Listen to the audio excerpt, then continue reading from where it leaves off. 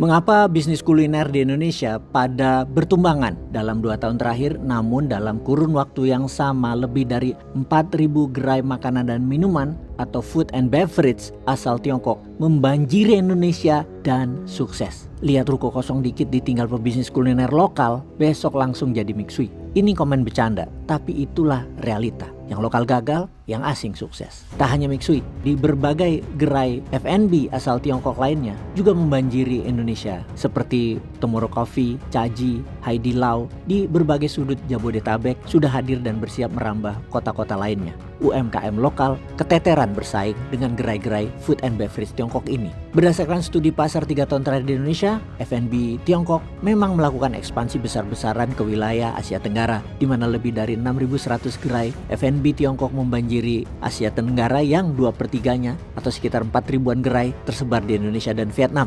Mengapa mereka ekspansi besar-besaran ke Indonesia? Apa dampaknya terhadap pengusaha lokal dan perekonomian Indonesia? Masalahnya F&B Tiongkok yang membanjiri Indonesia ini bentuknya kecil menyerupai UMKM. Berbeda dengan rantai restoran dari barat seperti McDonald atau KFC. Secara model bisnis kebanyakan F&B Tiongkok dan rantai restoran dari negara lainnya sebenarnya sama, yaitu franchise atau waralaba. Namun pemegang lisensi waralaba restoran barat di Indonesia biasanya pengusaha milik konglomerat besar dari dalam negeri. Misalnya ya, lisensi waralaba Starbucks itu dipegang PT Mitra Adi Perkasa atau MAP. Model bisnis barat lebih eksklusif dengan target pasar kelas menengah atas. Sementara lisensi F&B asal Tiongkok biasanya dipegang perusahaan kecil, menengah dengan model waralaba yang lebih sederhana. Target pasar mereka pun kelas menengah ke bawah. Bentuk bisnis inilah yang mengancam keberadaan UMKM Indonesia. Bayangin, di Indonesia itu belum recover dari pandemi COVID, UMKM-nya. Sekarang dihantam badai kuliner Tiongkok. Secara data, jumlah UMKM F&B lokal yang terpukul COVID hingga tahun 2025 itu baru recover 60%-nya, alias 40%-nya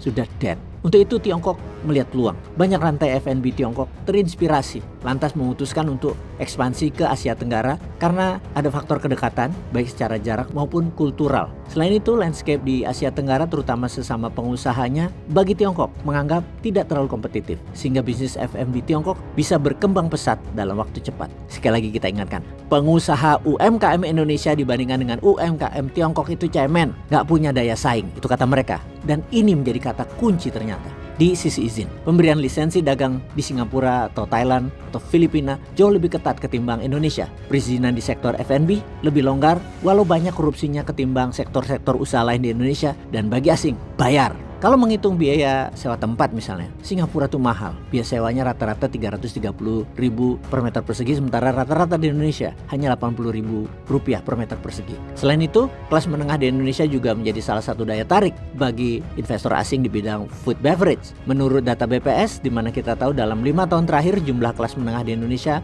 merosot dari 57,33 juta di tahun 2019 menjadi 47,85 juta. Merosot 5 juta lebih pada tahun 2024 yang memang membuktikan pemerintah kemarin sangat tidak pro rakyat. Namun secara kuantitas, angka ini masih jauh lebih banyak dibandingkan dengan jumlah kelas menengah di negara-negara ASEAN lainnya. Fakta, kelas menengah itu kalau punya uang lebih akan jajan di luar rumah. Inilah sasaran empuk bisnis F&B asing maupun lokal sesungguhnya. Jumlah kelas menengah yang banyak itu seharusnya bisa jadi peluang untuk UMKM lokal. Tapi tampaknya sekarang malah UMKM lokal bakal tergerus gelombang F&B asing, terutama dari Tiongkok. Pelajaran yang didapat adalah ternyata UMKM lokal tidak kompetitif, manja, tidak kreatif, mudah senang, lemah di manajemen, sulit membangun cabang karena lemah operasional. Dan ini salah siapa? Bukan salah siapa-siapa, salahkan diri sendiri. Dan jangan salahkan Tiongkok yang melahap pasar Indonesia karena melihat peluang.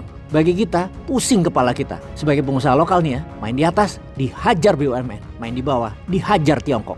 Ampun dah. Peace.